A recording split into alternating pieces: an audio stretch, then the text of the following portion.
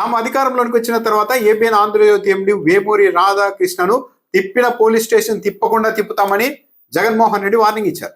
Jaganmohan Reddy warning ఇచ్చిన తర్వాత Telugu Desam party మద్దతుదారులు, తెలుగుదేశం పార్టీకి అనుకూలమైన పేరున్న టీవీ ఛానళ్లు, ఏబిఎన్ ఆంధ్రజ్యోతి, మహా న్యూస్ లాంటి ఛానళ్లలో ఒక 2-3 ఆసక్తికరమైన స్పందనలు వచ్చాయి. అందులో ప్రధానంగా ప్రతి ఒక్కరూ చెప్తున్నది ఏంటంటే, తెలుగుదేశం పార్టీ వాళ్ళు, తెలుగుదేశం పార్టీ మీడియా వాళ్ళు వైఎస్ రాజశేఖర రెడ్డి వేమూరి రాధాకృష్ణని ఏమీ చేయలేకపోయారు, ఇక జగన్మోహన్ రెడ్డి ఏం చేస్తారు అని అంటూ ఉన్నారు. మహా టీవీ వంశీ అయితే ఏకంగా వైఎస్ఆర్ఏ వెంట్రుక కూడా బీకలేకపోయారు రాధాకృష్ణ అన్నట్టుగా ఒక వెంట్రుక చూపించే ప్రయత్నం కూడా చేశారు. కానీ మధ్యలో ఎందుకో ఆపేశారు. మిగిలిన తెలుగుదేశం పార్టీ అనలిస్టులు కూడా ఇదే చెప్తున్నారు, రాధాకృష్ణను వైఎస్ఆర్ ఏమీ చేయలేకపోయారు, జగన్మోహన్ రెడ్డి ఏం చేస్తారని. అయితే ఇక్కడ బాగా నిశ్చితంగా గమనిస్తే కొన్ని ఉదంతాలు కనిపిస్తాయి. వైఎస్ రాజశేఖర రెడ్డి సొంత పార్టీ కాదు, కాంగ్రెస్ పార్టీలో ముఖ్యమంత్రి. కాంగ్రెస్ పార్టీలో కూడా తెలుగుదేశం పార్టీ పెద్దలకు మంచి పరిచయాలే ఉండేవి. కాబట్టి ఒక స్థాయికి మించి వీళ్ళని ప్రతిఘటించే అవకాశం కూడా వైఎస్ రాజశేఖర రెడ్డికి ముఖ్యమంత్రిగా ఉన్న సమయంలో రాలేదు.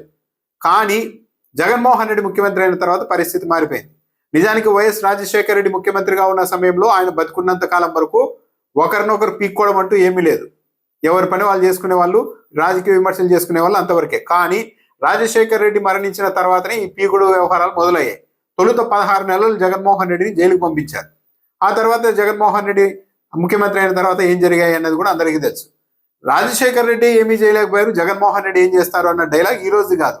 చంద్రబాబు నాయుడు గారు కూడా ముఖ్యమంత్రిగా జగన్మోహన్ రెడ్డి ఉన్న సమయంలోనే మీ నాన్న వల్లే ఏమీ కాలేదు, మీ నాన్నే ఏమీ పీకలేకపోయారు, నువ్వేం చేస్తావు, దమ్ముంటే అరెస్ట్ చేసి చూద్దాం అంటూ డైరెక్ట్గా చంద్రబాబు నాయుడు గారే దాడి చేశారు. హఠాత్తుగా ఒకరోజు అరెస్ట్ చేసి 53 రోజుల పాటు జైల్లో పెట్టారు.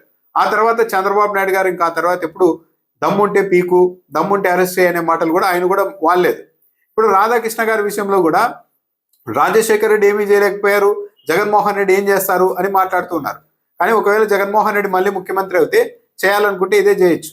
చంద్రబాబు నాయుడు గారిని అరెస్ట్ చేసి 53 రోజులు జైల్లో పెట్టినప్పుడు ఇంకా రాధాకృష్ణ గారిని పోలీస్ స్టేషన్ల చుట్టూ తిప్పడం అన్నది పెద్ద సంగతి అవుతుందా అన్నది కూడా ఒక చర్చ. రాధాకృష్ణ గారిని పోలీస్ స్టేషన్ల చుట్టూ తిప్పడం అన్నది అంత పెద్ద కష్టమైన పని అవుతుందా అన్నది ప్రశ్న. జగన్మోహన్ రెడ్డి ఇచ్చిన వార్నింగ్ పై ఏబిఎన్ ఆంధ్రజ్యోతి టీవీ ఛానల్లో చర్చా కార్యక్రమాలు నిర్వహించే వెంకటకృష్ణ గారు కూడా స్పందించారు. మీరు స్టేషన్ల చుట్టూ రాధాకృష్ణ గారిని తిప్పుతామంటున్నారు, అసలు ఫస్ట్ మీరు తిప్పాలంటే అధికారంలోనికి రావాలి కదా, మీరు అధికారంలోనికి రావాలంటే పగటి కన్నాలు మానాలి కదా, మీరు అధికారంలోనికి వచ్చేది లేదు, చేసేది ఏమీ లేదు అని కూడా చెప్పారు.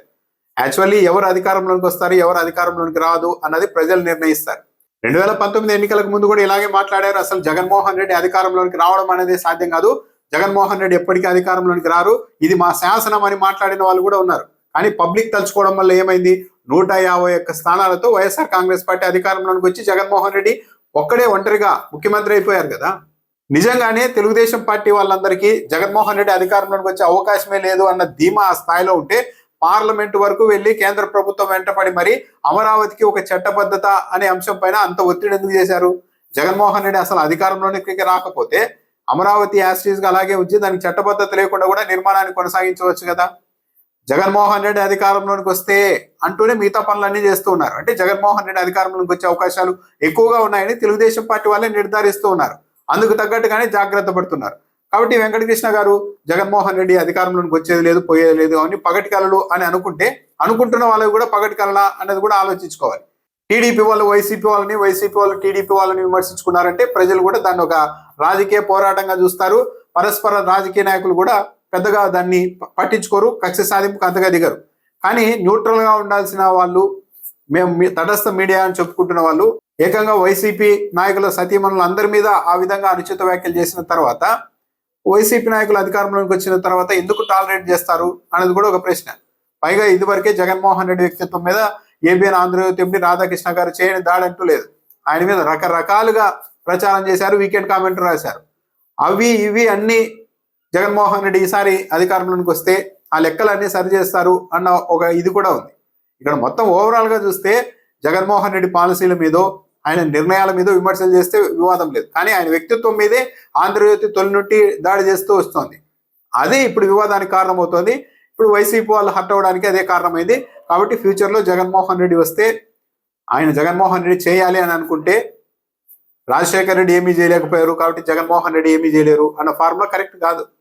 ముఖ్యమంత్రిగా జగన్మోహన్ రెడ్డి అయితే ఆయన చేయాలనుకున్నది చేసే అవకాశాలు ఎక్కువ ఉంటాయి.